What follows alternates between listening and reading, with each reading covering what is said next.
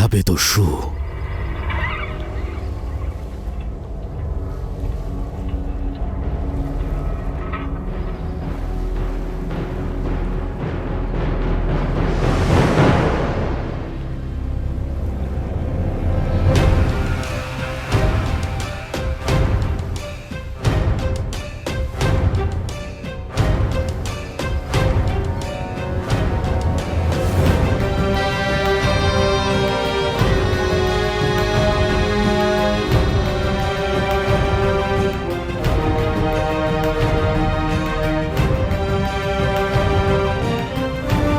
যেটা হয়েছে আমি সেটার জন্য দুঃখিত।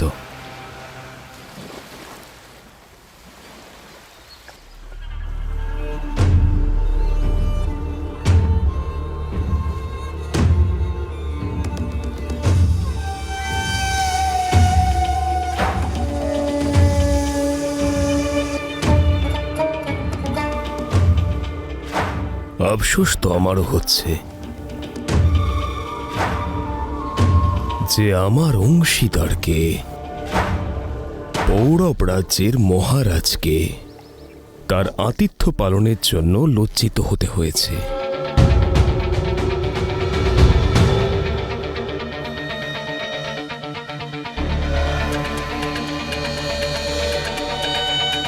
যদি এটা পারস্য হতো তাহলে আমার অতিথিদের সাথে এরকম দুর্ব্যবহার করার সাহস কারোর হতো না।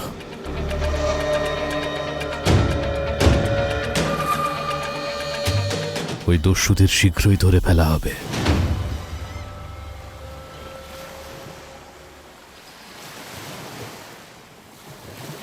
ওদের অপরাধের শাস্তি অবশ্যই পাবে ওরা।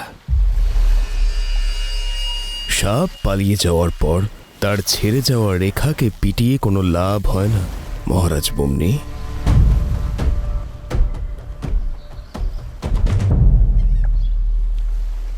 বিষয়টা এটা নয় যে ওই দস্যুদেরকে শাস্তি কবে দেওয়া হবে, কিন্তু প্রশ্নটা এটা যে ওই দস্যুগুলো আমাদের এই সাজানো আসরটাকে নষ্ট করার জন্য এলো কি করে।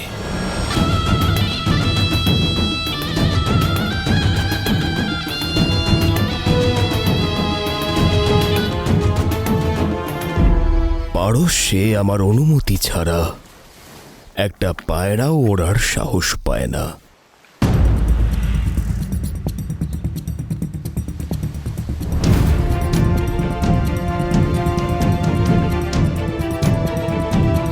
আশা করি যে আমাদের থাকার ব্যবস্থা এই আসরের ব্যবস্থার থেকে ভালো হবে।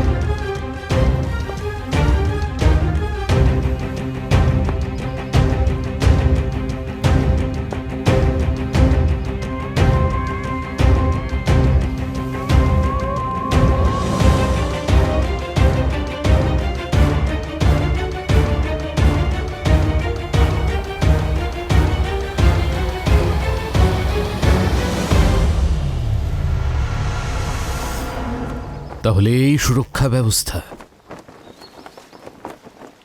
আমাদের পৌরব রাষ্ট্রের কেবল একজন দস্যু মুহূর্তে ভেঙে বেরিয়ে গেল।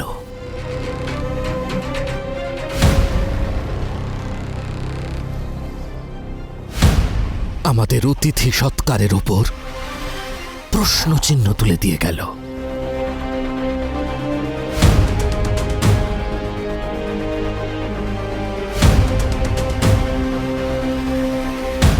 কিন্তু শাহ দারায়ুস একটা কথা সত্যি বলেছেন, যে সাপ যতই পালিয়ে যাক চিহ্ন অবশ্যই রেখে যায়। খোঁজো, আমি ওই চিহ্নটা চাই যেটা ওই দস্যু যাওয়ার আগে ছেড়ে গেছে।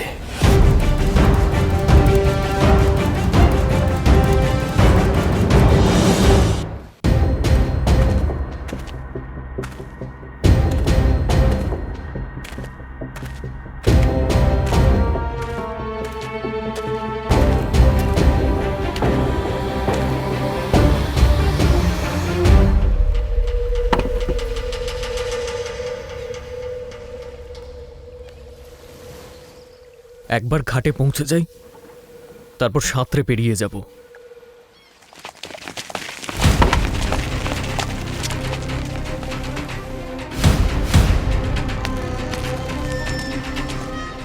চারিদিকে খোঁজো ওদের, ওরা যেন কোথাও পালিয়ে না যেতে পারে।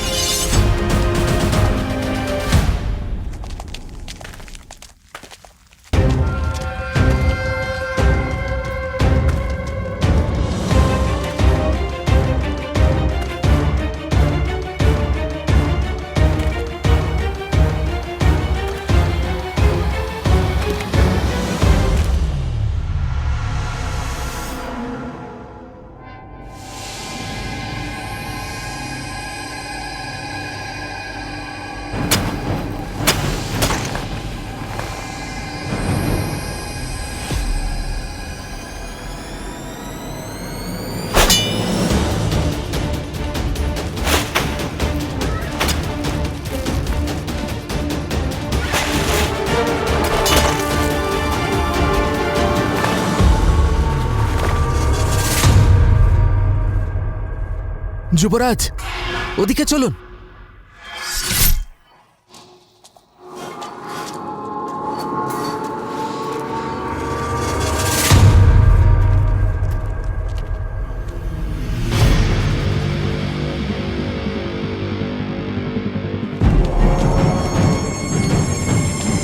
এই দেখুন যুবরাজ, এই দিক দিয়ে হয়তো পালিয়েছে ওই দস্যু।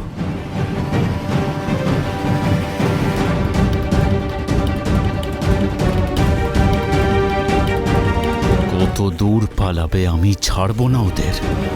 কোনো না কোনো প্রমাণ তো অবশ্যই পাওয়া যাবে।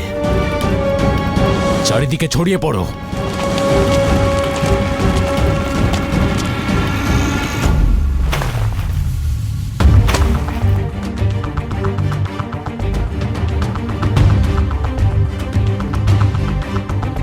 কি করব এবার? এখান থেকে বেরোনোর জন্য কার কাছে সাহায্য চাইব? পূর্ব লাচিও ভাববে যে আমি মগধে চলে গেছি।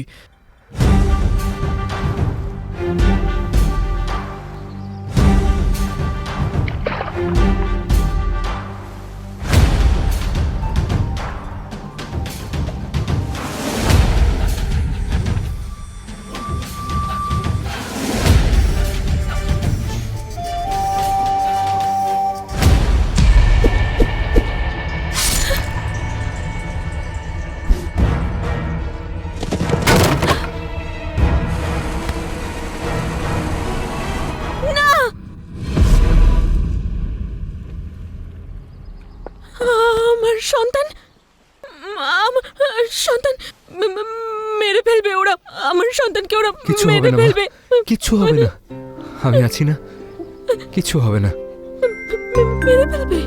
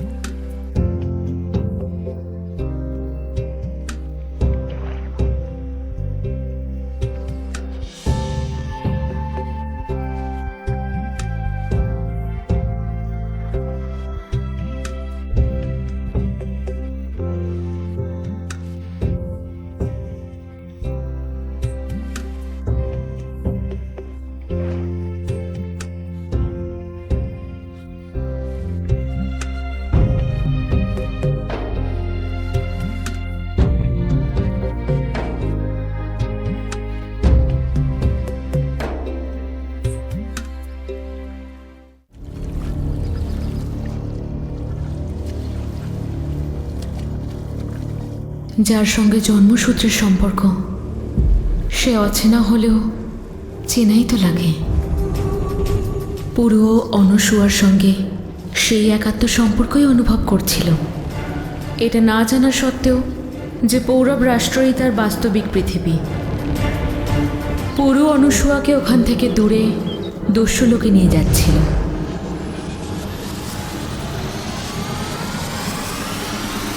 আর অন্যদিকে সিকান্দারও ম্যাসিডোনিয়া থেকে দূরে চলে যাচ্ছিল একান্ত নিজের পৃথিবী গড়ে তোলার উদ্দেশ্যে। এই বাঁ দিকে অ্যাথেনিয়ান্স আর ডান দিকে থেবান্স। যতটা নির্মম ততটাই ভয়ঙ্কর। সম্মুখ যুদ্ধে এদের পরাস্ত করা অসম্ভব। আমার মনে হয় দুদিক থেকে আমাদের আক্রমণ করা উচিত। আমি এটা জানতে চাই যে ম্যাসিডোনিয়ার আগামী ভবিষ্যৎ এই যুদ্ধের বিষয়ে কি মতামত দেয়।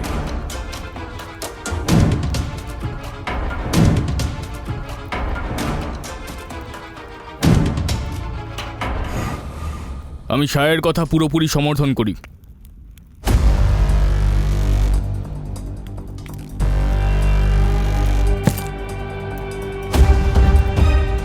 আমরা দুটো জায়গা থেকে আক্রমণ করব। ওদেরকে দুটো দলে লড়াই করতে হবে, আর সেই সুযোগটা আমরা কাজে লাগাবো।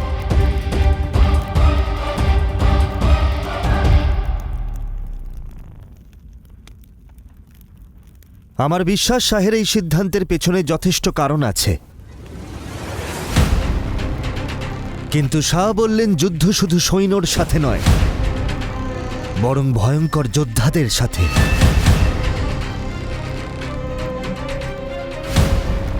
যুদ্ধের একটা নিয়ম আছে, শত্রু তখনই পরাজিত হয় যখন তাদের মনে হারের ভয় চেপে বসে। শাহ বললেন এদের সাথে মুখোমুখি লড়াই নাকি কঠিন, কিন্তু আমার মত হলো আমাদের সবার আগে সব থেকে বড় বাধাকে সরানো উচিত। তাই সবার আগে সৈন্যকে আক্রমণ নয়, তাদের বিশ্বাসকে করব যে তারা কখনো হারেনি। ডান দিক বা বাঁ দিক দিয়ে করলে ওদের মনোবল আরো বেড়ে যাবে, আর ওরা এই বার্তা পাবে যে আমরা ওদের ভয় পাচ্ছি। সেই জন্য আমরা আক্রমণ এখানে ঠিক মাঝখান থেকে করব। আমরা ওদের সামনে একটা বড় সেনাবাহিনী নিয়ে দাঁড়াবো। আমাদের সৈন্যবাহিনী দেখে ওরা ঘাবড়ে যাবে, আর আমাদের সাহস দেখে ওদের আত্মবিশ্বাস কমে যাবে। আর ওদের মনোবল ভাঙার সাথে সাথে ওরাও ভেঙে পড়বে, আর তারপর ওদের হারানো মুশকিল হবে না।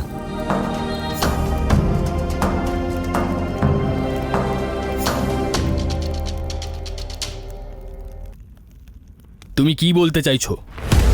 যে শাহ যেটা বলছেন সেটা ভুল? তোমার থেকে বেশি যুদ্ধ লড়েছেন উনি, আর জিতেওছেন।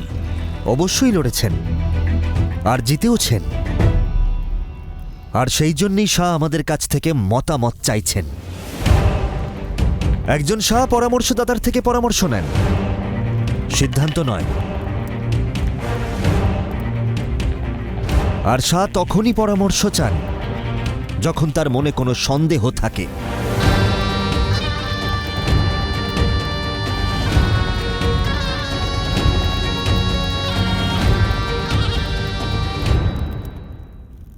একটা কথা তো তুমি প্রমাণ করে দিয়েছো আলেকজান্ডার। থিসিয়ান রাজাকে যে তুমি পরাজিত করেছিলে তা কোনো ঘটনাচক্রে নয়।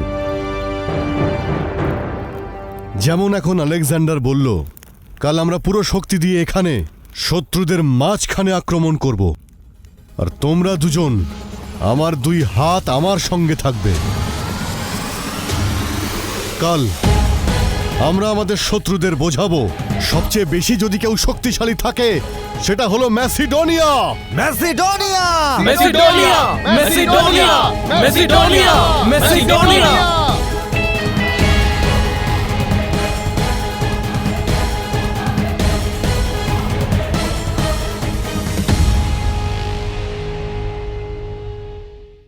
রাজ্যের সব থেকে বড় পদ রাজার হয়। প্রজারা সুখী থাকলে সুনাম রাজার হয়। সেনারা যুদ্ধ জিতলেও কৃতিত্ব রাজাই পায়। রাজ্যের বৈভব বাড়লে জয় জয়কারও রাজারই হয়। যদি সফলতার জয় জয়কার রাজার অংশে আসে, তাহলে অসফলতার ধিক্কারও রাজাকেই সহ্য করতে হবে।